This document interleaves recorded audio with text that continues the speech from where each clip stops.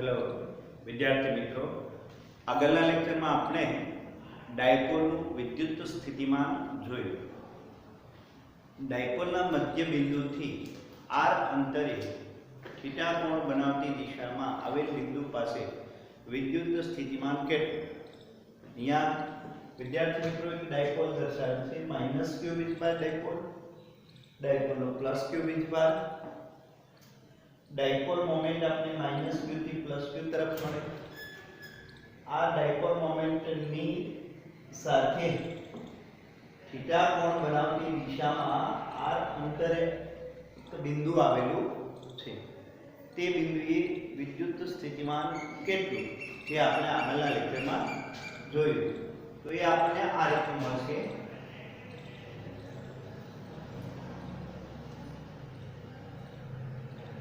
ડાયપોલનું વિદ્યુત સ્થિતિમાન V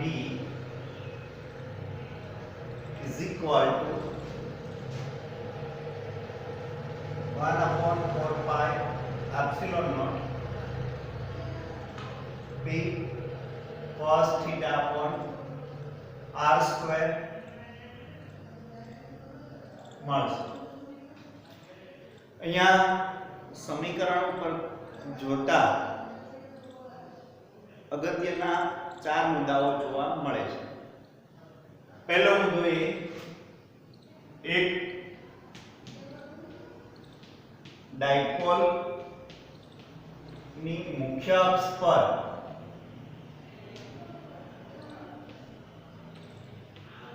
કોઈ પણ બિંદુએ વિદ્યુત સ્થિતિમાન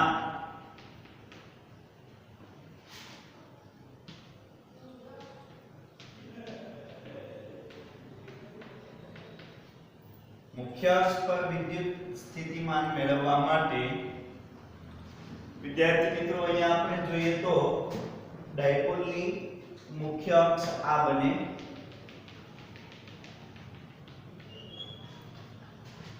જેમાં મધ્ય બિંદુ O થી ધન x દિશામાં આપણે જઈએ ત્યાં કોઈ પણ બિંદુએ આપણે વિદ્યુત સ્થિતિમાન જોતો હોય તો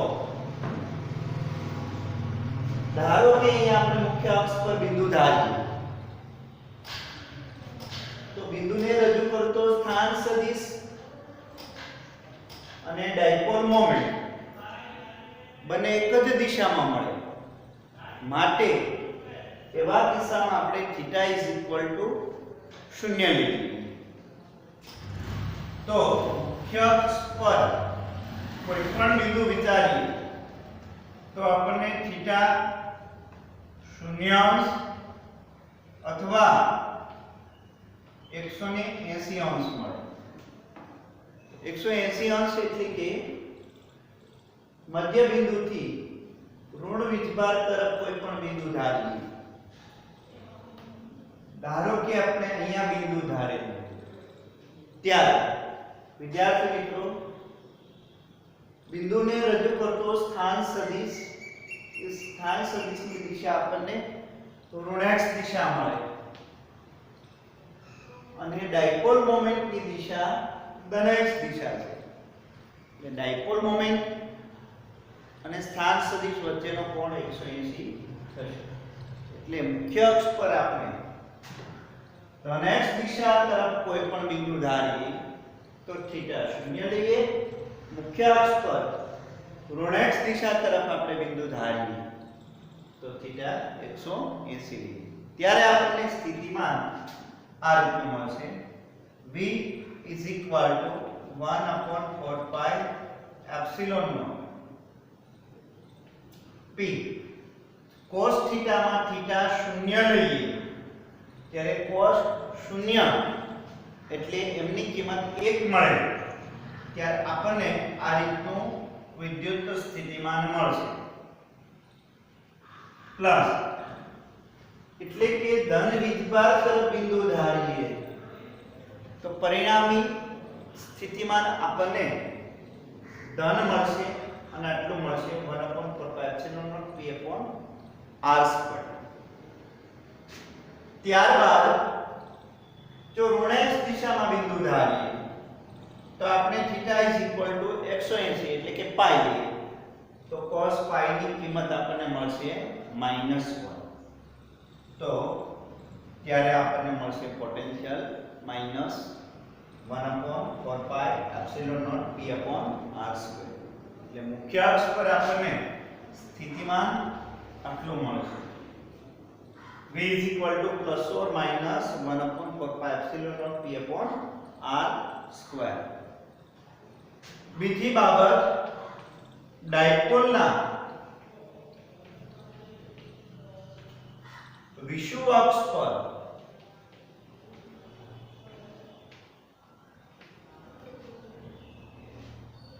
કોઈપણ બિંદુએ વિદ્યુત સ્થિતિમાન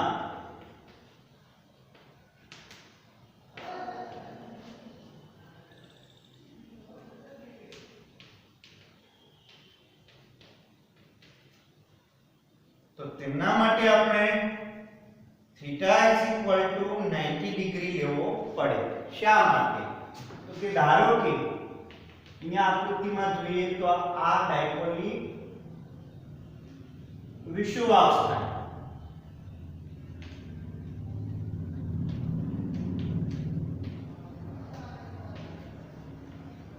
અને મુખ્ય અક્ષ. હવે વિષુવ અક્ષ પર કોઈ પણ બિંદુ ધારીએ આપણે વિદ્યાર્થી મિત્રો, તો આપેલ બિંદુને રજૂ કરતો સ્થાન સદિશ અને ડાયપોલ મોમેન્ટ વચ્ચેનો કોણ 90 ડિગ્રી મળે. તો વચ્ચેનો કોણ 90 ડિગ્રી મળે તો cos 90 is equal to 0. તો ત્યાં આપણને પોટેન્શિયલ શૂન્ય મળે એટલે કે બંને વીજભાર દ્વારા મળતું પરિણામી વિદ્યુત સ્થિતિમાન શૂન્ય મળે. ત્રીજી બાબત, ડાયપોલનું સ્થિતિમાન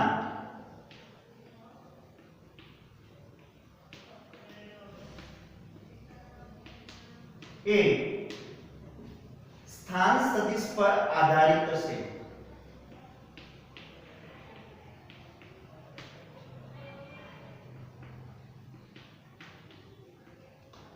એટલે કે અંતર અને દિશા પર આધારિત છે. એટલે કે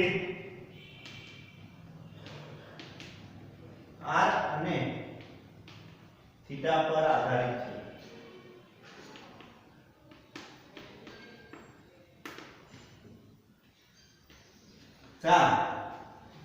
આગળ ઉપર આપણે જોઈ ગયા હતા વિદ્યાર્થી મિત્રો કે બિંદુવત વીજભારનું વિદ્યુત સ્થિતિમાન અંતરના વ્યસ્ત પ્રમાણમાં મળતું હતું, જ્યારે ડાયપોલનું વિદ્યુત સ્થિતિમાન અંતરના વર્ગના વ્યસ્ત પ્રમાણમાં મળે છે, જે આપણને આ સમીકરણ પરથી સ્પષ્ટ થાય છે. એટલે ડાયપોલનું સ્થિતિમાન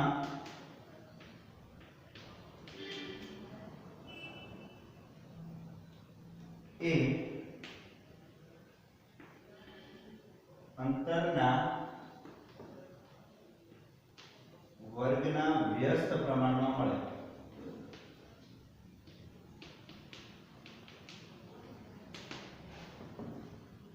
તો અહીંયા ડાયપોલના વિદ્યુત સ્થિતિમાનમાં અગત્યના 4 મુદ્દાઓ આપણને જોવા મળે છે.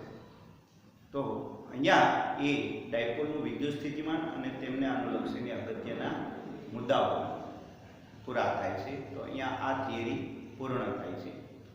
ત્યારબાદ નવી થિયરી તરફ આપણે જઈએ.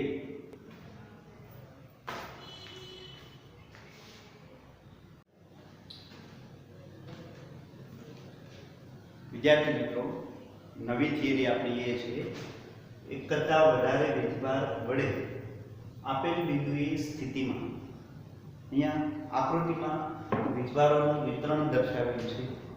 Q1 વીજભાર, અહીંયા Q2 વીજભાર, Q3 વીજભાર. આ વીજભારોને રજૂ કરતા સ્થાન સદિશો અનુક્રમે સદિશ R1,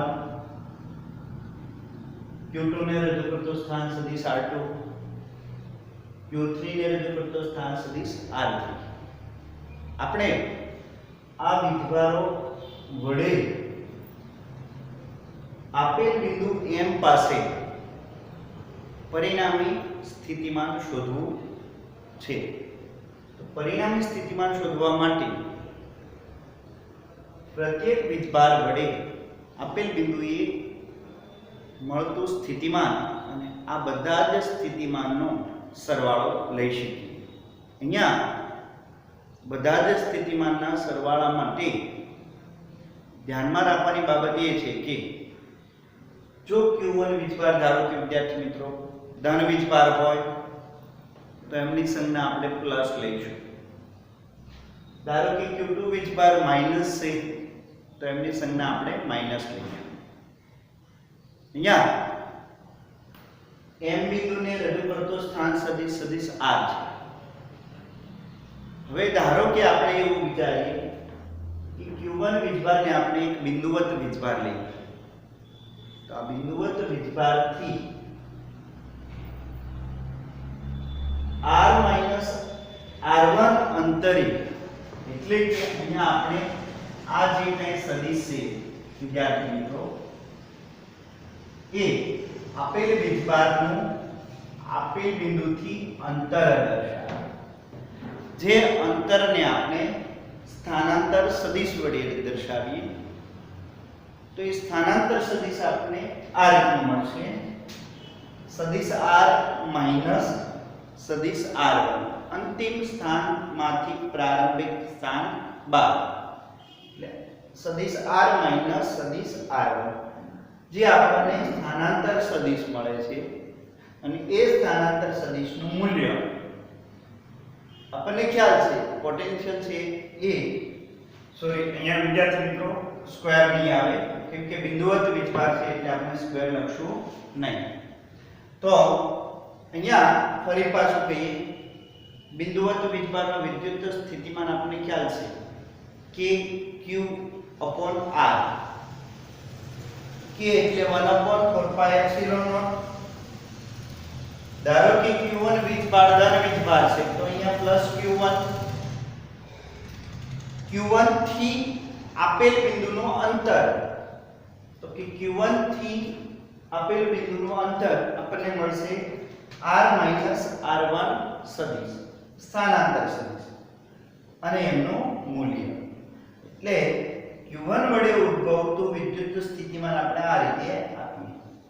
સેમ એવી જ રીતે Q2 વીજભાર વડે એમ બિંદુએ વિદ્યુત સ્થિતિમાન લેવું હોય તો Q2 વીજભારને આપણે બિંદુવત વીજભાર ધારીએ તો બિંદુવત વીજભારનો વિદ્યુત સ્થિતિમાન સેમ Q1 માટે લખીએ એ જ રીતે Q2 માટે લખીએ.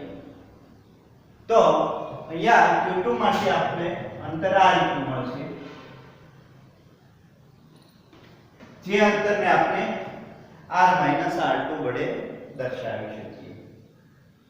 અહીંયા એનું મૂલ્ય સેમ એવી જ રીતે ધારો કે n મો વીજભાર હોય તો n મા વીજભાર વડે M બિંદુ પાસે સ્થિતિમાન આપણે આ રીતે મેળવી શકીએ 1/4πε0 મોડ સદિશ R માઈનસ સદિશ Rn અહીંયા મોડ સદિશ R માઈનસ સદિશ Rn એટલે આપેલ વીજભારથી આપેલ બિંદુનું અંતર અને એ અંતર આપણે ધન મળશે મોડ છે એટલા માટે. અહીંયા અગત્યની બાબત ધ્યાનમાં રાખવાની એ છે કે વીજભારની સંજ્ઞા ધ્યાનમાં લેવી પડે. પરિણામી વિદ્યુત સ્થિતિમાન મેળવવા માટે વીજભારની સંજ્ઞા આપણે ધ્યાનમાં લઈશું. સમગ્ર બધા જ પદને આપણે એકી સાથે લખવા હોય તો આ રીતે લખી શકીએ 1/4πε0 કોમન લઈ લઈએ સમેશન I = 1 થી n પસંદગી I ની 1 થી n સુધીની રહેશે. ધારો કે 5 વીજભાર હોય તો પસંદગી 1 થી 5 ની રહેશે. અહીંયા Qi મોડ સદિશ R માઈનસ R1 Ri જ્યાં I તરીકે આપણે કોઈ પણ નંબર પસંદ કરી શકીએ. અહીંયા આપણે સ્ક્વેર ને લખીશું કેમ કે બિંદુવત વીજભારનો વિદ્યુત સ્થિતિમાન આપણને અંતરના વ્યસ્ત પ્રમાણમાં મળે. તો આ રીતે આપણે એક કરતાં વધારે વીજભાર વડે આપેલ બિંદુએ વિદ્યુત સ્થિતિમાન મેળવી શકીએ. તો અહીંયા આ થિયરી આપણે પૂર્ણ કરીએ.